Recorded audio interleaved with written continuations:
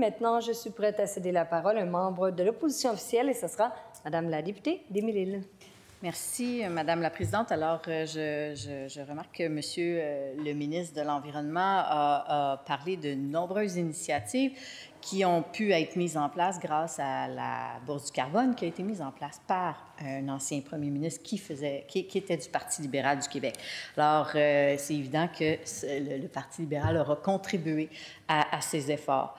Par contre, je voudrais souligner que le ministre qui nous a parlé, c'est de la réduction des gaz à effet de serre, alors qu'on doit parler aujourd'hui, selon le libellé de la motion, de l'adaptation au changement climatique. Et donc, c'est de ça que je vais vous parler, Madame la Présidente, pour mon intervention. On a vécu, malheureusement, ça fait des décennies que les experts prédisent ce qui s'est produit dans les dernières années, mais on a vécu des événements climatiques extrêmes à répétition.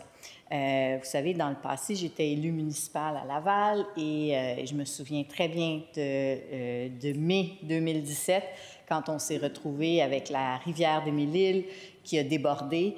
C'était les pires inondations qu'on avait jamais connues.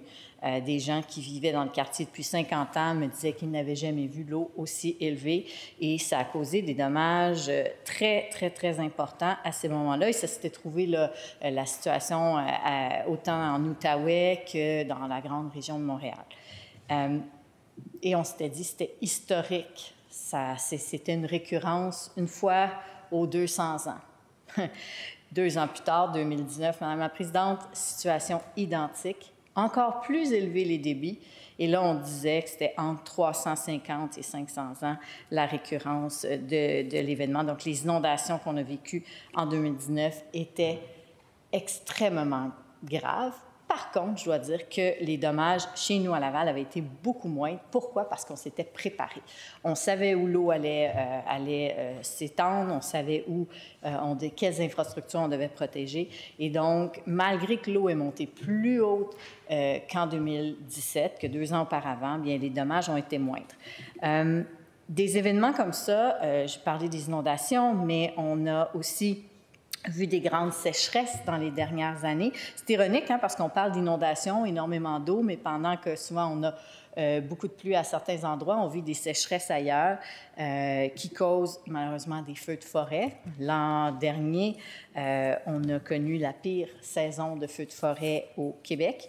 On a perdu énormément d'hectares de forêt. Donc, selon le bilan de la SOPFEU, c'est 4,3 millions d'hectares de forêt qu'on a perdu, un record de tous les temps. On n'aime pas... Ces temps-ci, on ne fait que battre des records, malheureusement. Ce pas des records qu'on voudrait battre.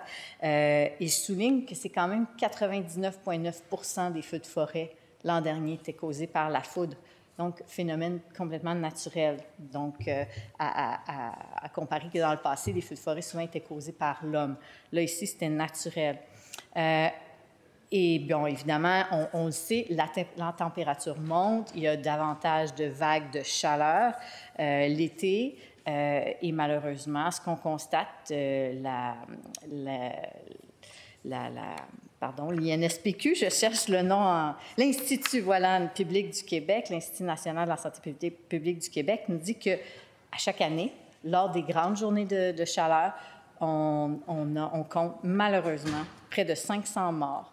225 hospitalisations, 36 000 visites à l'urgence, 7 200 transports en ambulance. Ça nous coûte très, très cher, Madame la Présidente, ces vagues de chaleur. Et malheureusement, la fréquence va seulement augmenter.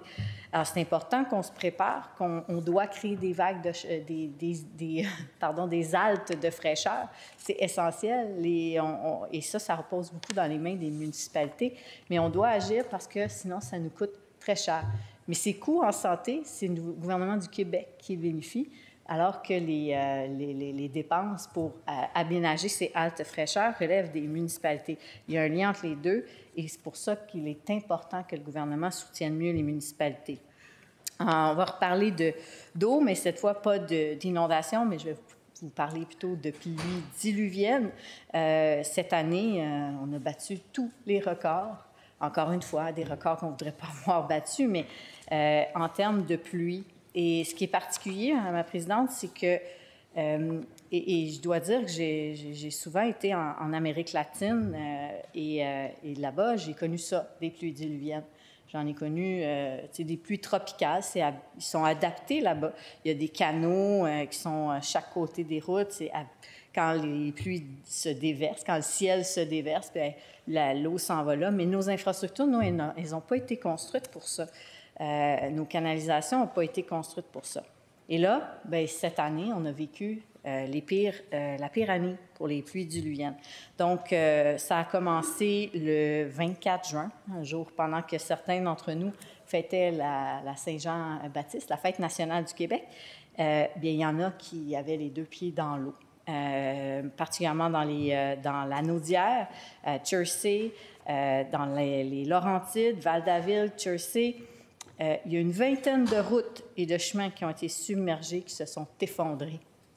Ils ont reçu 120 mm de pluie. C'est beaucoup, 120 mm de pluie, c'est exceptionnel. Ils ont reçu en une journée, en quelques heures, plus que ce qu'ils reçoivent normalement en tout un mois, cette journée-là. Et ça, malheureusement, ça va nous arriver davantage. À Valmorin, on pouvait naviguer dans les rues suite au débordement de la rivière du Nord. Donc, les gens se promenaient en kayak dans la rue. C'est pour vous dire à quel point il y avait de l'eau. Et comme je vous disais, c'est malheureusement quelque chose qu'on va voir qui est appelé à se reproduire davantage. D'ailleurs, c'est en juillet, il y a eu une pluie assez importante qui est arrivée. Attendez, je vais vous dire ça. C'est l'ouragan Beryl. Donc, ça, c'est en Floride qui est arrivé, cet ouragan-là, mais nous, on a eu la queue de cet ouragan-là. Et donc, en juillet, 10 juillet, on a reçu une tempête tropicale, encore une fois, 142 mm. Cette fois-ci, on a eu ça à Quaticook. À Montréal, ceux qui connaissent l'autoroute métropolitain, moi, je suis passée environ 1 heure avant que les voitures flottaient sur le métropolitain. J'étais chanceuse, je n'ai pas été prise là-dedans, mais ça a causé bien du souci. Et vous comprendrez qu'à Quaticook, à 142 mm, il y a eu énormément de dommages. Et puis là, on s'est dit, c'est vraiment une année exceptionnelle. On a eu le 24 juin, on a eu le 10 juillet, mais voilà. Le 8 août, non, le 9 août, pardon, le 9 août, je ne peux pas oublier cette date-là. Le 9 août, Debbie. Ça, c'est une autre tempête tropicale, toujours qui venait de la Floride. Et celle-ci, celle-là, c'est exceptionnel. Là, on est rendu à des 180 mm. Ça, c'est arrivé où? Chez nous, à Laval, dans toute la région métropolitaine, Lanaudière, Laurentides, ils ont écopé. Il y a eu dans la Mauricie aussi, ils en ont eu beaucoup, beaucoup, beaucoup d'eau. Je vous dirais que c'est probablement chez nous qu'il y en a eu le plus. Et les dommages ont été immenses, immenses. Et là, je vais juste vous donner quelques chiffres pour vous donner une idée de l'ampleur. Je vais parler juste de Laval sur ces chiffres-là. Donc, la Ville a dû mettre en place une collecte spéciale pour les déchets qui ont en fait, c'est les matériaux contaminés que les gens ont sortis suite aux inondations de leur sous-sol. C'est aussi toutes les pertes matérielles, les souvenirs. C'était tellement crève-cœur, Madame la Présidente. Là, je me suis promenée dans les rues dans les jours suivants, mais en fait, même dès le lendemain, dans les jours suivants, dans ma circonscription. Et c'était pas une maison, c'était pas 2 maisons, c'était toutes les maisons de toutes les rues de certains quartiers de ma circonscription. Et on voyait des amoncellements de déchets. C'était tellement crève-cœur. Des gens, et pas dans des secteurs où les gens ont beaucoup de moyens, là. Pas du tout. Là, on est dans un quartier, disons, beaucoup plus modeste, Saint-François notamment. Et les gens ont tout perdu. Puis il y avait des gens qui vivaient dans les sous-sols, il y avait des gens qui louaient des sous-sols, qui se sont retrouvés sans logement. Malheureusement, là, ça a été extrêmement dommageable. Et pour vous donner une idée, Laval, juste à Laval, il y a eu 15 300 adresses où les amoncellements ont été collectés. Plus de 15 000 propriétés ont été endommagés. Et ça a donné 9000 tonnes de déchets. C'est gigantesque, inimaginable. Évidemment, ça a coûté des sous à la municipalité, qui a aussi perdu plusieurs de ses infrastructures. 8 piscines ont été condamnées suite à ça parce que les infrastructures ont été touchées. L'hôpital de la Cité de la Santé aussi a été touché. Ils ont manqué d'électricité aussi et la génératrice a eu des problèmes. Donc, pendant 2 heures, il n'y avait pas de service à l'hôpital. Ça, c'est ce que ça peut amener. Les agriculteurs ont été touchés. Là, ici, on n'est pas à Laval, là, mais à Saint-Thomas-de-Joliette, 3 pieds d'eau à grandeur du champ. Tout leur maïs a été est perdu, pourri. La financière agricole du Québec parle de au moins 1490 avis de dommages en raison de l'excès de pluie. Ça, c'est pour cette année. C'est beaucoup. Puis, il y a des entreprises aussi qui ont perdu. Puis, au total, Déby, bien, c'est devenu l'événement le plus coûteux de l'histoire du Québec. Malheureusement, on avait eu un espoir que peut-être le programme d'indemnisation du gouvernement pour les inondations pourrait s'appliquer à Déby, mais malgré là, l'ouverture que le premier ministre a fait part dans les jours suivant l'inondation, mais par la suite, la porte s'est refermée. Et ce qui s'est avéré, c'est que seulement ceux qui avaient été inondés par les débordements de rivières pourraient être indemnisés. Mais la réalité, Madame la Présidente, c'est que les rivières, c'était les rues de nos villes. Ce n'étaient pas des rivières qui ont débordé, ce sont des infrastructures qui n'ont pas pu supporter une telle masse d'eau qui s'est abattue sur les municipalités d'un coup. Il n'y a aucune infrastructure municipale qui pourrait supporter 180 mm de pluie en quelques heures. Aucune. C'est impossible et on ne pourra pas prévoir ça dans le futur. Donc, il faut s'adapter. Il faut penser à des infrastructures différentes. Évidemment, il y a certaines infrastructures souterraines qui sont à revoir, mais il y en a d'autres qu'il va falloir penser à contenir l'eau en dehors du souterrain, sur le sol, des infrastructures vertes.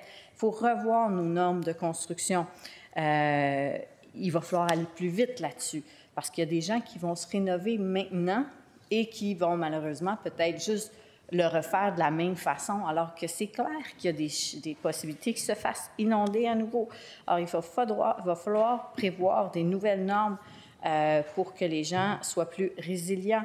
Et vous savez, quand je dis c'était l'événement le plus coûteux de l'histoire, Déby, c'est 2,5 milliards de dollars que le Bureau d'assurance du Canada, jusqu'à maintenant, a reçu en dommages. Mais là-dedans, il y en a beaucoup, beaucoup, Madame la Présidente, qui n'ont pas fait de demande de réclamation parce qu'ils savaient qu'ils n'étaient pas, soit ils n'étaient pas assurables, soit ils n'étaient pas, la couverture ne valait pas la peine. Ça, c'est plus que le verglas. Ça, c'est plus que c'est le verglas en 1998, c'est plus que les inondations de 2017-2019 ensemble. C'est énorme. Et malheureusement, tous ces gens-là, c'est beaucoup de gens qui ne seront plus assurables dans le futur. Donc, je voudrais rappeler que le groupe d'experts en adaptation a demandé, et M. le ministre en a parlé tout à l'heure, qu'il a invité ces groupes-là à faire un rapport. Bien, j'espère qu'il a lu le rapport, parce qu'ils disent clairement qu'il va falloir en faire beaucoup plus et surtout beaucoup plus rapidement. Ils demandent une plus grande cohérence dans la lutte contre le réchauffement planétaire et les mesures d'adaptation. L'incohérence, on en trouve trop, malheureusement, Madame la Présidente. Et le premier exemple que je pourrais donner, c'est toutes les autorisations de destruction de milieux humides que le ministre accorde, alors qu'on a besoin de ces éponges-là pour pouvoir prévenir les inondations. Je terminerai, Madame la Présidente, en rappelant que les municipalités ont demandé 2 milliards de dollars pendant 10 ans pour s'adapter au changement climatique.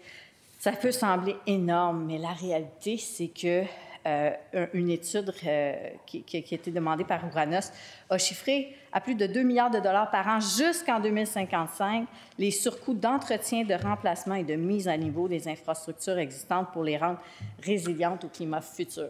Alors, c'est il va falloir, Madame la Présidente, que le gouvernement fasse plus, parce que chaque dollar investi maintenant, et ça, c'est les mots de Martin Danfous, président de l'Union des municipalités du Québec, chaque dollar investi maintenant dans l'adaptation de nos infrastructures en est un qui va apporter une réduction des coûts futurs.